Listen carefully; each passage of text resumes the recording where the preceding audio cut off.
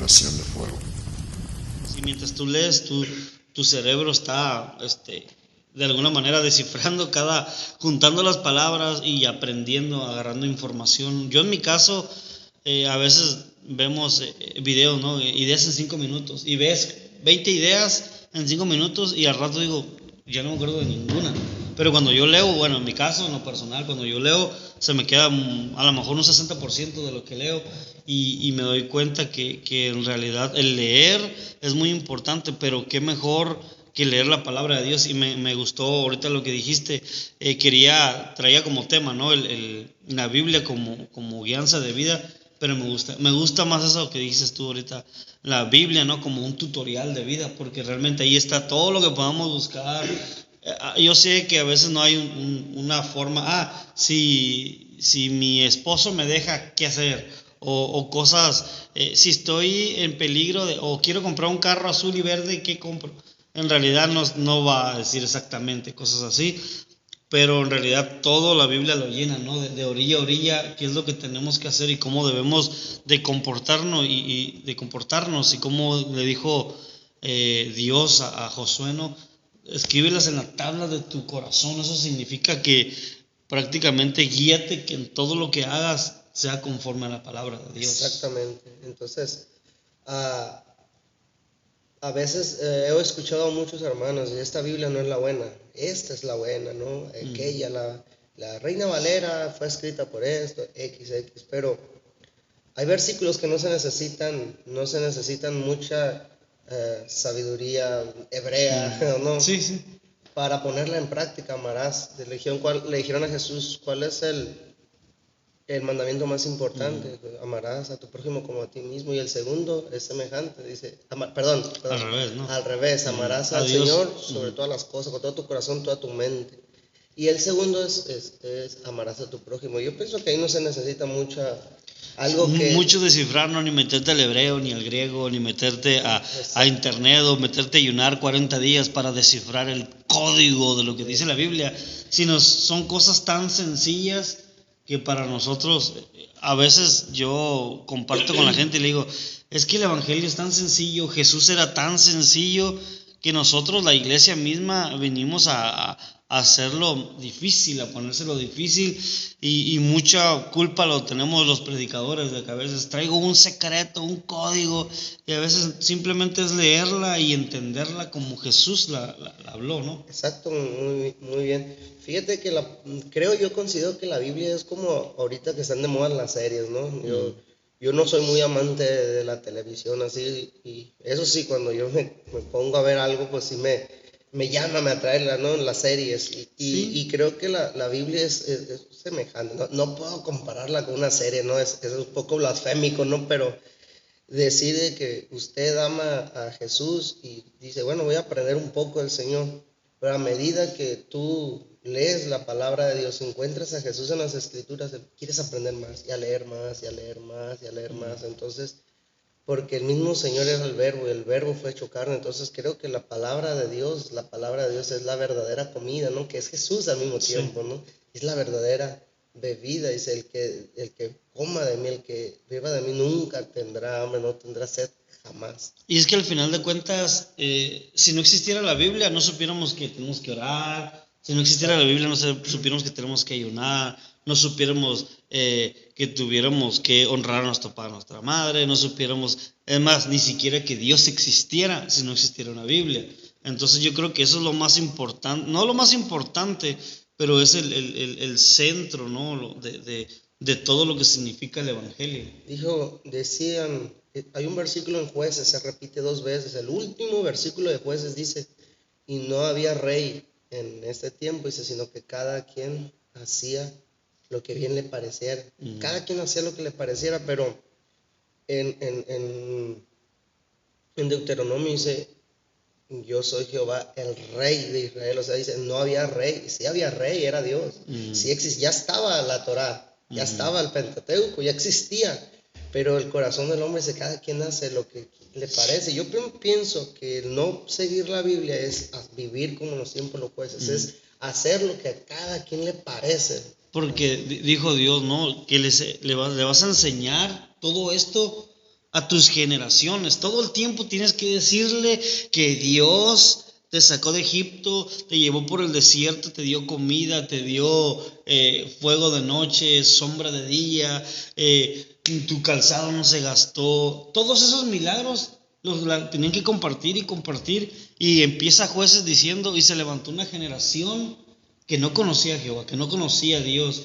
Y hoy en día, lamentablemente, estamos así, porque en mi tiempo, en el tuyo, que creo que ya estamos grandes, pero tampoco estamos tan grandes como para decir que fue hace demasiado tiempo, pero nosotros teníamos temor de Dios. Tal vez no éramos cristianos, o tal vez no seguíamos la palabra, o no teníamos esa reverencia ante Dios, pero teníamos un límite hasta dónde llegar. O si alguien te decía Dios, yo me acuerdo que yo nunca me reía de cosas de Dios, y ahora tú ves que un jovencito se burlan de Dios y ponen cosas contra Dios y burlándose de Jesús, porque ya ves que ahora no hay casi temor. ¿Por qué? Porque los padres, los de nuestra generación o los poquitos más grandes, muchos ya no les enseñaron que existe un Dios. Por lo menos se enseñaba la religión tradicional, y por lo menos todo el mundo sabía que existía un Dios, y por lo menos hay Diosito, y perdóname Diosito, como malmente se le dice, pero por lo menos había eso, y ahora ya no existe tanto. Y volvemos a Deuteronomio, cuando le dice, la leerá todos los días para que aprenda a temer. No dice para que conozca al Señor, no dice para que tengas mayor revelación, dice para que aprendas a tener temor de Dios, ¿sí? Para que aprendas a tener temor de Dios. Entonces, como escudriñamos la palabra, conocemos a ese Dios, que no es un Dios que podamos decir, Dios es un Dios bueno y siempre es bueno. No, Dios es un Dios, sí es bueno, pero es un Dios justo. Es el mismo Dios justo, es el mismo Dios, dice Dios, Jehová, el Dios de las venganzas, Dios es fuego consumidor, es el mismo Dios. Yo, Jehová, no cambio, soy el mismo de ayer, de hoy y por los siglos de los siglos. Eso tenemos que aprenderlo nosotros, pues. Entonces, tenemos que escudriñar la palabra para conocer el corazón de Dios, qué es lo que late de Dios. Sí, es cierto, que es lo que realmente Dios te está diciendo hoy en día, ¿no? Porque a lo mejor hoy Dios, a lo mejor no en su palabra exactamente, pero por medio de su palabra te puede dar a entender que tal vez te muevas de ciudad, o tal vez te cambies de trabajo, o tal vez continúes en tu trabajo, o tal vez no te muevas de ciudad, porque Dios es soberano y es sabio, y Él sabe cómo enseñarte, ¿no? Por medio de su palabra, pero no podemos también tomarlo como una tradición de que el Señor me dijo esto y así se tiene que hacer en todo lugar, porque todos somos independientes, ¿no? Tú no puedes agarrar un teléfono y compararlo, vamos a decir un iPhone con un Android, porque los dos tienen diferentes manual, y aunque son muy similares, pero tienen diferentes cosas que tienen que hacer, cosas de hacer, a lo mejor con más tecnología o menos tecnología, o con más capacidad o menos capacidad. Entonces no es la vida tuya igual que la mía, pero al final de cuentas el manual es la Biblia, que esa no es general y es universal donde quiera que tú vayas, ¿no? Le preguntó un muchacho a un evangelista muy famoso alemán que vivió mucho en África, creció, ya falleció el hermano evangelista, y le dijo, ¿por qué el predicador? Le dijo, ¿por qué yo debo obedecer a un libro tan viejo, tan antiguo? Le dice, porque el sol mismo es antiguo y lo seguimos necesitando, ¿no? Necesitamos del sol, es el más antiguo, el sol, pero necesitamos su calor, de su luz. Entonces la palabra de Dios sí es antigua. Es antigua la palabra de Dios, pero la seguimos necesitando, la seguimos, decimos que la fe viene por el oír la palabra de Dios. ¿Por qué se escribió la fe viene por el oír? Porque antes no había imprentas. Si no había imprentas para escribir rollos de Biblias y andarlas repartiendo, ¿no? Eso fue avanzando. Entonces ahora nuestra fe, ¿cómo se solidifica? Leyendo la escritura. Tenemos que venir a la iglesia y escuchar, por supuesto, porque como decías, somos diferentes, ¿no? Entonces cuando abres la escritura, tal vez en un mismo versículo a ti te regaña y a mí me da fuerza. Depende, porque a veces, bueno, yo lo voy a decir en mi caso, ¿no? Yo a veces entro a orar y yo digo, ahorita Dios me va a felicitar y me va a decir, sin ti no sé qué haría el mundo, ¿no? Y llego y de repente, Señor, hey, eres un siervo inútil. Y a veces vengo yo como lo peor de lo peor y digo, el Señor ahorita ni me va a querer ver y si me habla va a ser para regañarme. Y llego yo y me levanta, me da una palabra de ánimo, me enseña todo el precio que realmente valemos como seres humanos.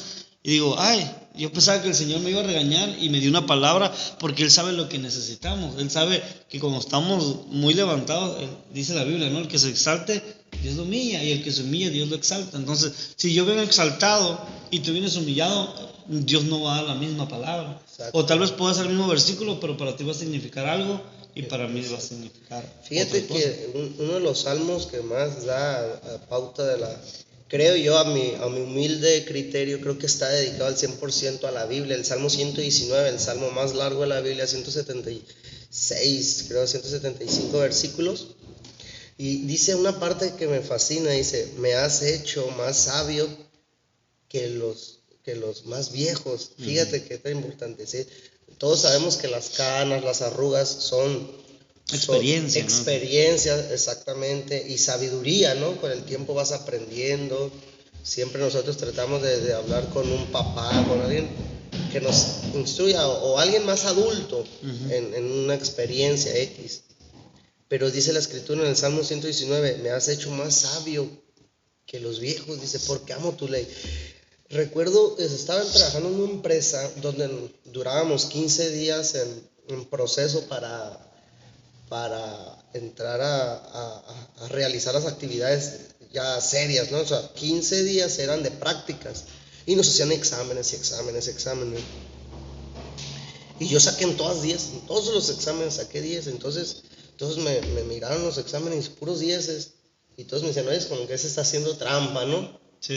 Y uno de ellos, sin yo decirle nada, él los agarró todos los exámenes y dijo, ¿saben por qué él saca 10? Porque él lee la Biblia, ¿no? Y yo me acordé de ese versículo. Y cuando tú me invitaste hace mucho, me dice, quiero que le des un consejo a la juventud. Me dice, yo dije, ¿qué consejo le puedo dar a la juventud? Más que nada, ¿cuál consejo le podremos dar? Que lean la palabra para ser más sabios, para que no cometan los errores que a veces los padres cometemos, ¿no? Los más jóvenes, ¿sí?